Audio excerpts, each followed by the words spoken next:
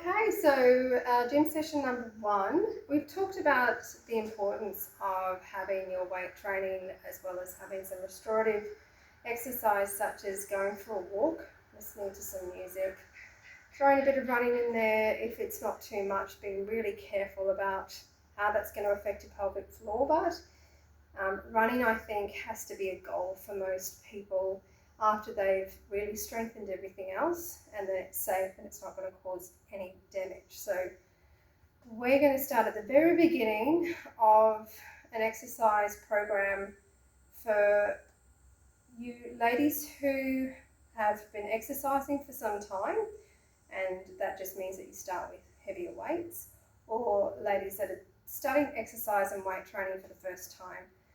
This is going to be for everyone, okay?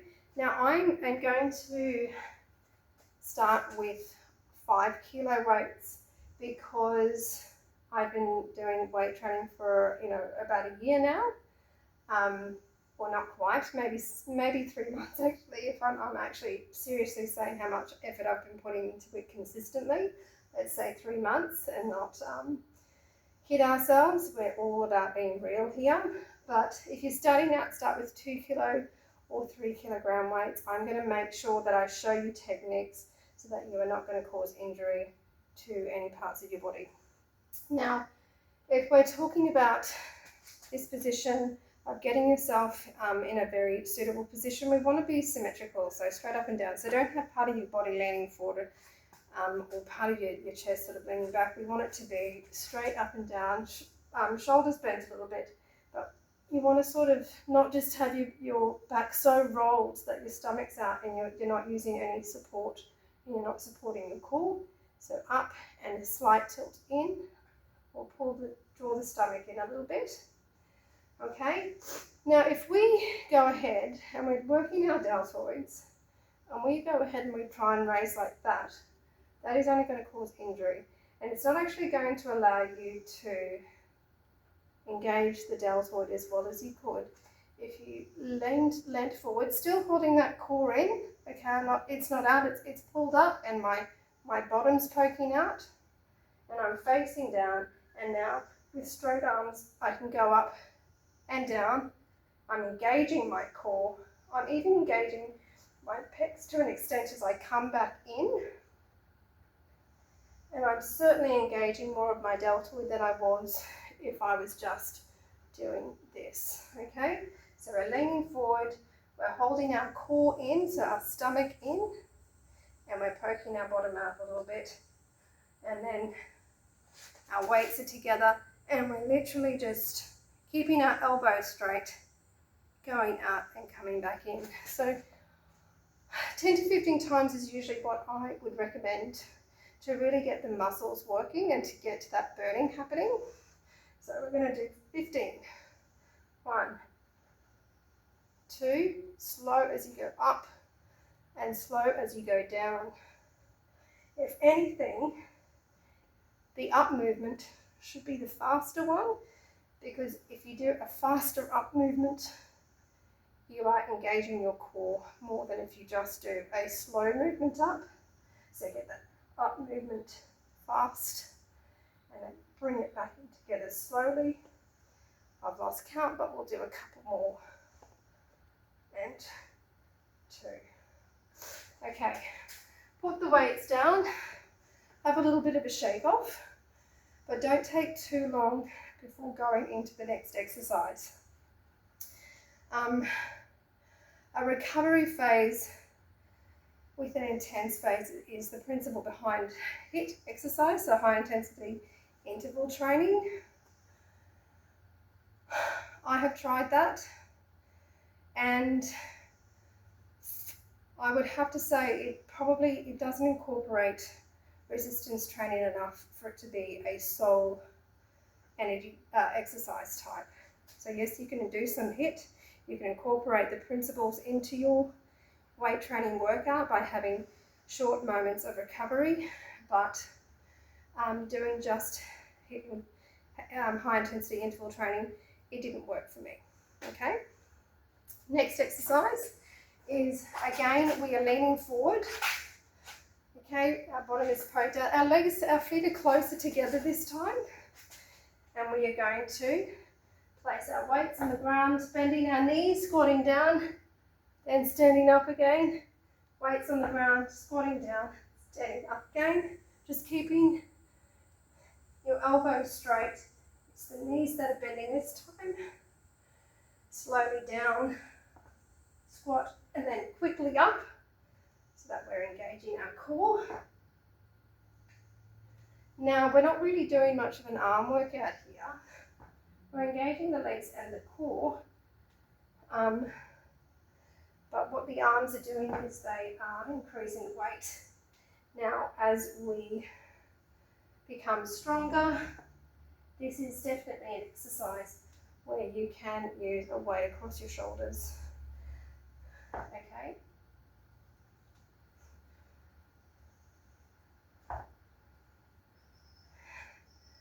So that's 9. Now, the other muscles that you were using that we forgot to mention is another large muscle group that if you stand up really quickly with your back up straight as you go, is you're actually engaging your gluteal muscles. These ones here, okay, on your back side. So that very quick raise. Squatting down, no bending that back over, just squatting down, then very quickly up. Squatting down, very quickly up, squatting down, and very quickly up, okay? So that's exercise number 2. And again, we're going to give that little break. I drink a lot of water during my exercise sessions, and I highly recommend it that you do as well. So I'm just going to have a quick drink. Okay, because the last thing we want to do is dehydrate ourselves. Okay, so workout number 3. We're going to be holding a weight above our heads to the point where we're really pushing our lower rib cage out. Okay, so this is more of an upper body workout. As I said, every exercise that I will do with you will also involve your core because it's where that primary buildup of fat is. So very straight. We've got our weight sort of in the center, just above our head, and we're going to go and just point that toe up. 1, 2, 3. Pushing this lower rib cage out. 4, 5, 6, 7, 8, 9, and 10. Then lower. Other side, directly up. And we're coming up with a pointed toe. Tucking, it's a tuck, it's not kicking back. It's not kicking back. It is a tuck. Okay. If you can only get to right angle, that's fine, but make sure that you are pointing those toes. Get as high as you can. Pushing that rib cage out, pointing those toes, and tucking those knees. 10, maybe 11, 12, 13, 14, and 15. Very good. Okay. So, next thing what we're going to do is, again, we're coming up to the top. So we're going to grab weights in both hands. This time we're going to tuck our elbows into our body so that we're using our biceps. Let your arms relax down, and we're going to just slowly go down this time. Come up quickly, down slowly, come up quickly, because that is where you're going to engage your core. 4, and down slowly. Now, this will have an element of using some of your chest muscles, particularly as you slowly drop down. So remember I said you want a lean outcome instead of a stocky outcome. You need to be working the muscles that are primarily worked, but then also the opposite muscles. Okay, let's do another 2. So locking those elbows in, quick lift up, slow going down. Okay, and then a quick recovery. And then we're going to do our individual leg workouts. Okay, so for this one, now you might have, I've just got another weight here that I'm going to use, but essentially you just need something that you can rest one foot up against. I could do it against the treadmill as well, I just want to be a bit closer for you. It's ideally better to be that little bit higher, but that comes with time. So what we're going to do is just lift the one leg up. Okay, I'll do it from the side. Again, that back up straight, and we are going down as far as we can. Keep your back up straight.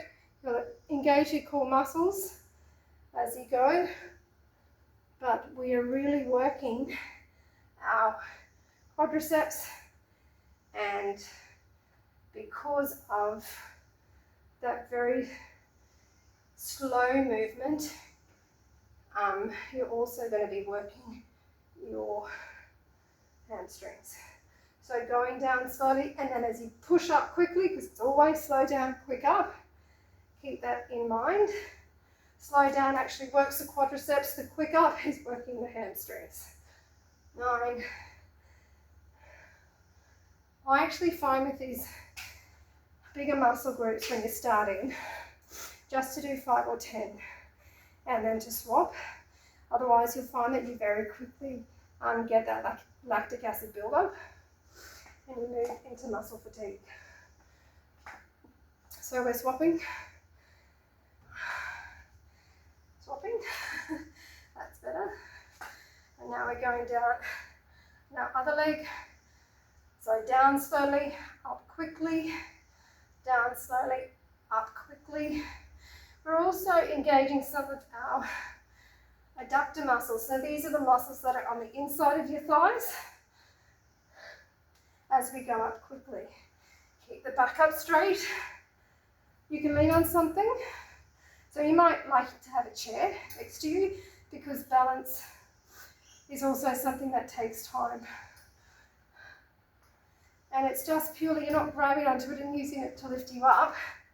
You are purely using it to give you balance. Up quickly, down slowly, up quickly, down slowly, up quickly, and there we go. That is a phenomenal leg workout, but we haven't worked the calves yet and our shins, so that's our next exercise. Now, I actually like to get a heavier weight for this because I guess it's just giving my muscles a little bit more to work on.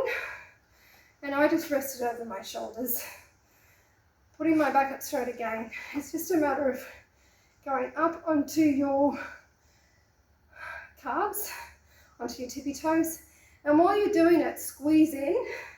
So you've got a pulling in motion to try and bring your knees together, then come down and just lift up one side, hold it for 5 seconds, and down, lift up the other side, push that foot all the way back. We call it dorsiflexion.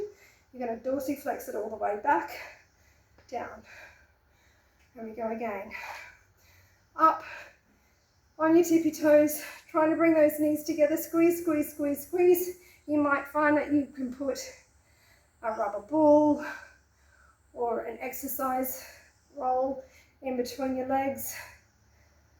But otherwise, if you don't have that, and things should never stop you from exercising, you just hold this for a good 10 seconds.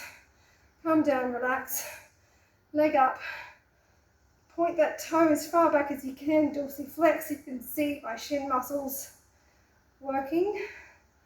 Okay, and down, other side. Hold for 5 to 10 seconds. And there we go, and I'll do it one more time, just because this is a slow one.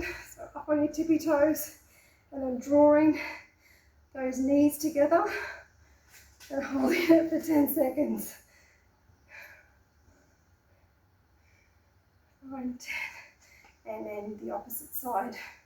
You're going to dorsiflex and really, really get those shin muscles strong and engaged. And the other side. Okay. Now, I would almost go as far as to say, when you're starting out, that is well and truly enough. I like to finish with 2 exercises just to sort of make me really feel like I've done a proper workout. Because when you're at this point, you almost get to the feeling where you could just go on forever. Don't fall into that trap, because you will get a buildup of lactic acidosis, you will get muscle fatigue, and you will just destroy your chances of exercising tomorrow, the next day, etc. If you get to this stage and you've still got a lot of wind in the tank, that's when you go for a relaxing walk on the treadmill, okay? And you maybe go up to 6 kilometers an hour, in a brisk walk. But we're going to do our final one now, where we're going to go up and roll and under, and this is finally using our triceps muscles, which are those muscles at the back. Again, we are engaging our core, pushing that lower rib cage out as we go up, and we go slowly down all the time and fast up.